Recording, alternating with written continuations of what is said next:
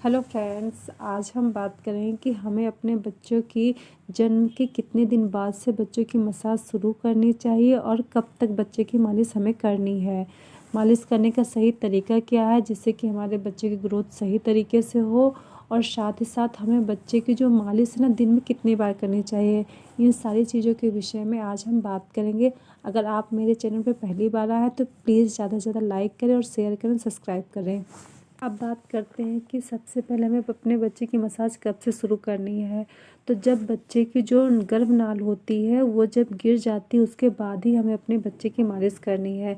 जैसे कि बच्चे की गर्भनाल जो होती है 1 या 1.5 हफ्ते या 2 हफ्ते में लगभग गिर जाती है, उसके बाद ही आप अपने बच्चे की मसाज करना स्टार्ट कर दें।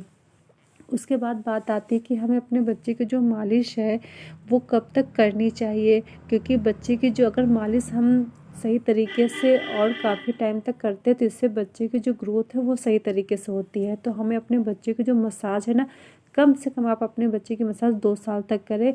अगर और भी कर सकते हैं तो आप कम से कम 5 साल तक अपने बच्चे की मालिश प्रॉपर तरीके से डेली रेगुलर मसाज आप कर सकते हैं।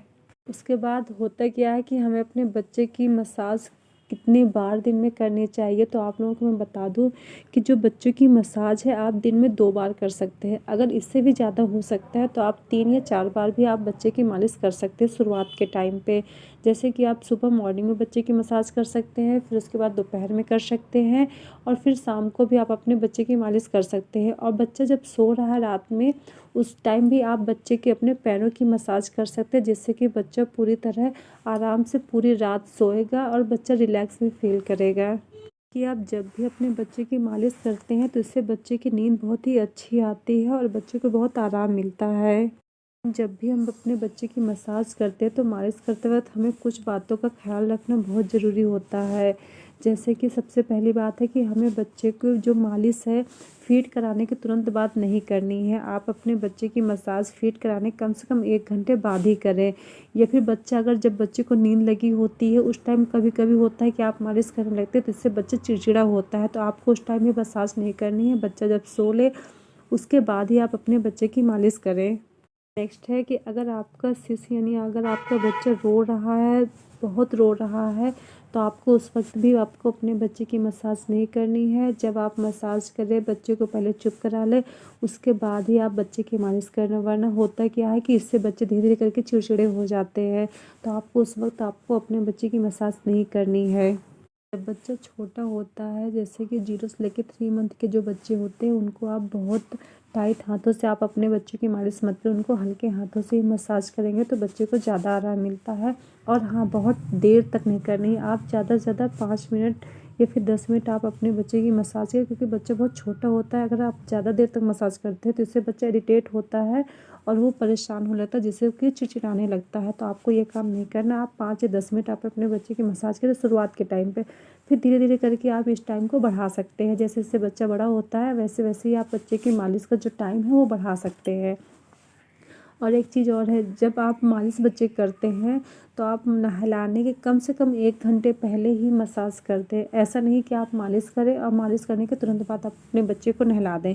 तो ऐसा होता क्या है कि इसकी वजह से बच्चे को सर्दी गर्मी लगती है और बच्चे बीमार पड़ जाते हैं। तो ये गलती भी आपको बिल्कुल नहीं करनी है। शुरुआत के टाइम में बच्चा जब छोटा होता है, ख़ासतौर पर जब तक बच्चे 6 महीने के होते तब तक आपको करना क्या है कि आपको अपने दोनों पैर सीधे कर लेने हैं बैठकर, और उसके बाद आप अपने बच्चे को पेट के बल लिटाकर अपने पैर के बीच में उसको लिटाकर ही आपको मालिश करनी है। जब बच्चा बड़ा हो जाए उसके बाद ही आप अपने बच्चे को ज़मीन पे या फिर किसी भी बिस्तर पे लिटाकर मालिश कर सकते हैं। लेकिन जब तक छोटा है तो आप उसको अपने पैर में ही लिटाकर अच्छे से धीरे धीरे करके मालिश करें। पहले उल्टा पेट के बल लिटा दें पैर में और उसके बाद फिर सीधा करके फिर उसकी मसाज करें।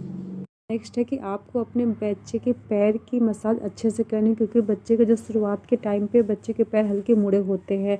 तो अगर आप अपने बच्चे के अच्छे से सही तरीके से बच्चे के पैर की मसाज करेंगे तो इससे बच्चे के पैर धीरे धीरे करके सीधे हो जाएंगे। सारे बच्चों के नहीं होते लेकिन कुछ बच्चों के पैर हल्के मुड़े हुए होते हैं। तो अगर आप शुरुआत से ही मसाज अच्छे से करेंगे, सही तरीके से करेंगे, तो इससे बच्चे के जो पैर है ना वो धीरे धीरे करके सीधे सीधे होने लगते हैं।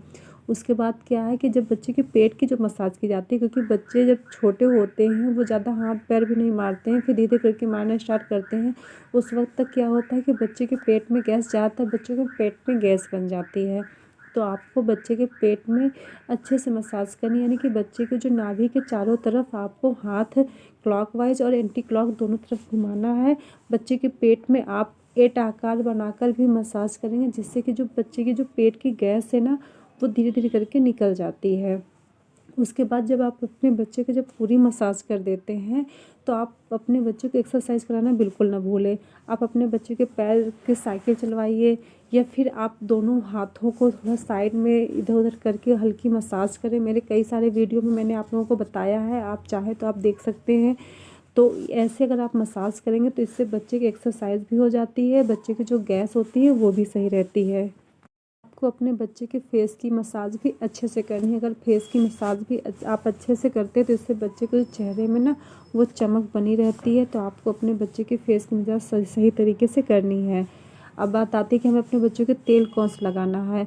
तो शुरुआत के टाइम में जो आपके अपने बच्चे को जो तेल सूट करता है, यानी कि अगर आप जिस तेल को, जैसे आप नारियल का तेल यूज कर सकते हैं, जैतून का तेल यूज कर सकते हैं, बादाम का तेल यूज कर सकते हैं, वो आप 1-2 दिन ट्राई करके देखिए। जो उसके लिए सबसे अच्छा है वही आप तेल बच्चे की मालिश करिए।